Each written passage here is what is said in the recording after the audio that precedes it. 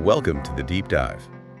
So if you've ever listened to electronic music and it felt less like a party and, I don't know, more like you're solving a really cool puzzle, then you've definitely experienced what we're talking about today.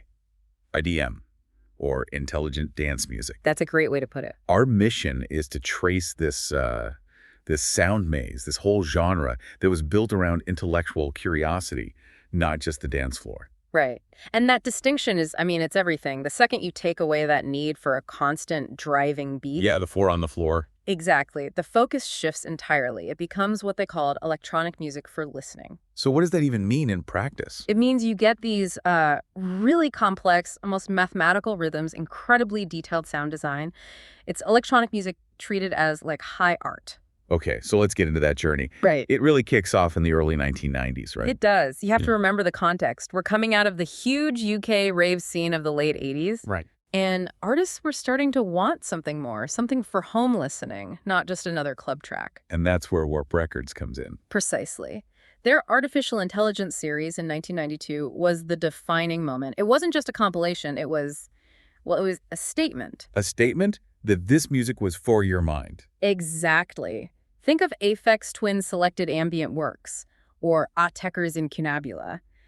This was music to sit with, to analyze. But wasn't the name itself intelligent dance music a little pretentious? A bit limiting? Oh, for sure. It was hugely debated, and a lot of the artists hated it. But it did capture the mindset. How so? Well, they were using the tools of dance music sampler sequencers, but they were deliberately subverting their function. Okay, so what were those tools? What was the key tech that made this sound possible? The big leap was gear like the Akai S1000 sampler paired with an Atari ST computer running Cubase. And that combination let them do what exactly? It let them break free. They could sequence these tiny micro samples and just shatter the 44 grid into these fractured, intricate layers. That precision was everything. That obsession with precision, that's what leads into the mid-90s when it starts to get even deeper. Yeah. Producers began looking for new places to find rhythmic ideas, and they found it in jungle and drum and bass. Okay. The complexity. The sheer complexity. They sort of took that rhythmic density, and you see this explosion of what's called rhythmic subdivision. So they're taking a beat and just chopping it into 16, maybe 32 tiny slices. The whole thing becomes this wild mathematical puzzle. And this is when IDM starts getting talked about in like art schools and galleries. And the tech was evolving too, right? This is when programming environments like Max MSP started popping up. Yes, and that was a huge moment. It meant artists could build their own tools, their own generative systems. The boundaries were just gone. But all that complexity could sound a bit, alienating. Then in the 2000s, it starts crossing over with things like post-rock. How did it suddenly get more accessible? I think the software was the key. Ableton Live was central to that shift. Right. It basically turned the studio into a playable instrument, blending production and performance. Plus, you had software synths like Reactor, which let you sculpt these amazing textures without needing a room full of expensive gear. So by the time we get to the 2010s, IDM isn't really a strict genre anymore.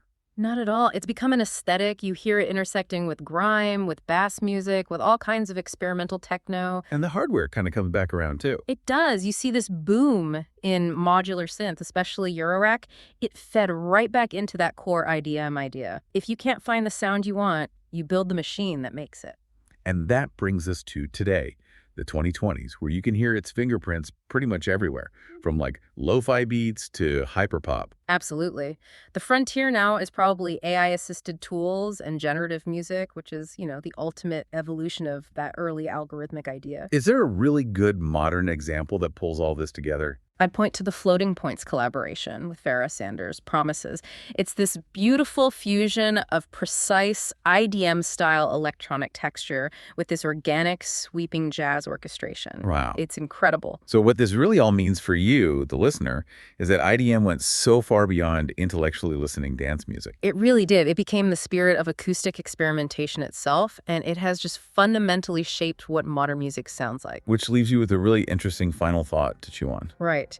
How did this underground movement, which made a point of starting outside the club, how did it manage to circle all the way back around to now define so much of today's cutting-edge club music and even pop music around the world?